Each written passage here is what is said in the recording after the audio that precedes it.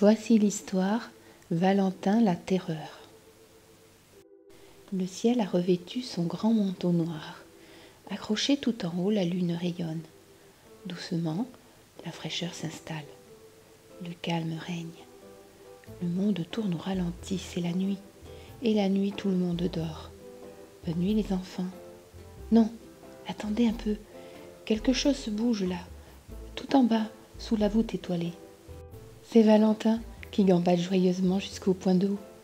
Il court derrière les étoiles, galope, bondit, virevolte, saute comme un petit fou, bien décidé à en attraper une. Tout à coup, un craquement le fait sursauter, ça remue au-dessus de sa tête. Qu'est-ce que c'est ? Se demande Valentin, en tremblant comme une feuille. Un intrus s'est glissé entre les étoiles et lui.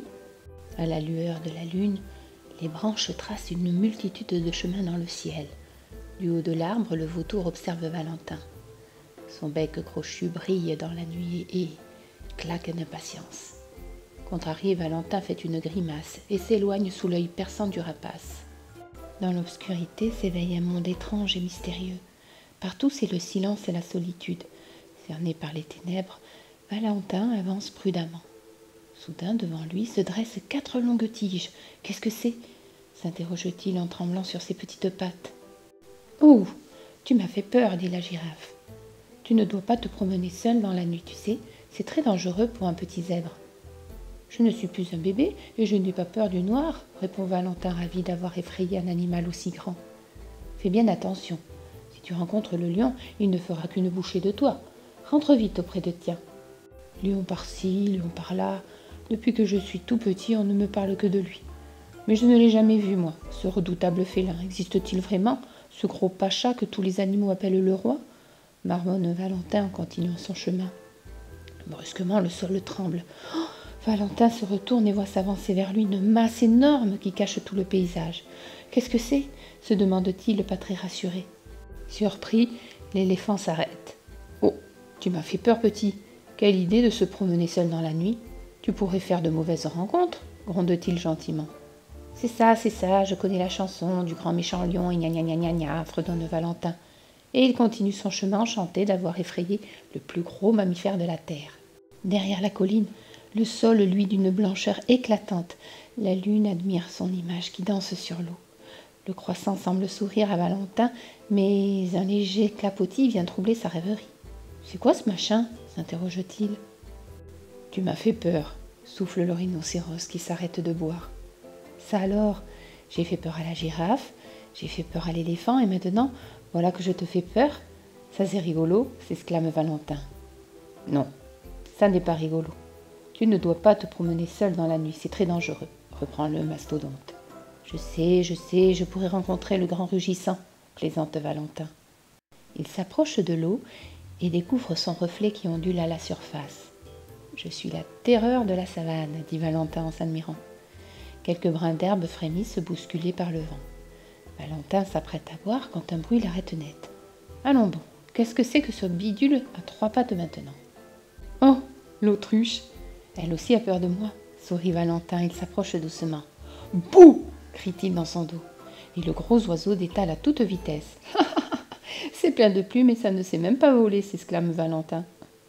Tout guilleré, il trempe ses petites jambes dans l'eau fraîche et commence à se désaltérer lorsqu'une grosse masse l'éclabousse. « Quel est le gros lourdeau qui vient se baigner dans mon eau ?» proteste Valentin. L'hippopotame le regarde de ses yeux ronds avant de disparaître totalement sous les vagues. « Quel gros froussard !» pense Valentin. Au même moment, des éclats vifs et argentés déchirent le ciel dans un bruit assourdissant.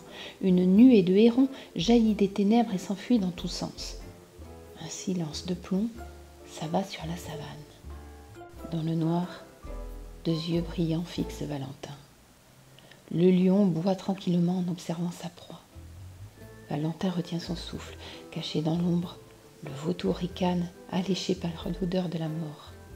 Puis tout va très vite. Le lion bondit au-dessus de l'étendue d'eau. Valentin s'enfuit de toute la force de ses petites jambes. La peur lui donne des ailes. Il n'a jamais couru aussi vite. Il court longtemps, très longtemps. Finalement, à bout de force, il s'effondre sur le sol. Couché en boule, il attend. Mais rien n'arrive. Il reprend son souffle et se retourne lentement. Le lion n'est plus là. Paisiblement, les étoiles s'éteignent. L'aube débarrasse doucement le ciel de son grand manteau noir. Valentin retrouve les siens. « Où étais-tu » lui demande-t-il. « Je viens d'échapper au lion. »« Le lion » s'exclament les zèbres en chœur, et Valentin, encore tout excité, raconte son aventure. Ce que Valentin ne saura jamais, c'est que le lion n'a pas couru derrière lui. Le lion a bondi et plouf, il est tombé dans l'eau. Était-il trop éloigné? Avait-il mal visé? Était-il fatigué ou en mauvaise santé, ou peut-être déjà trop âgé?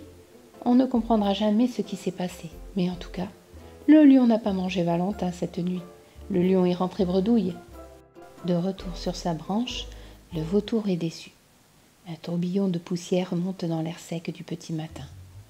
Des milliers de zèbres se mettent en marche. Le troupeau suit la progression des pluies qui arrosent les plaines herbeuses.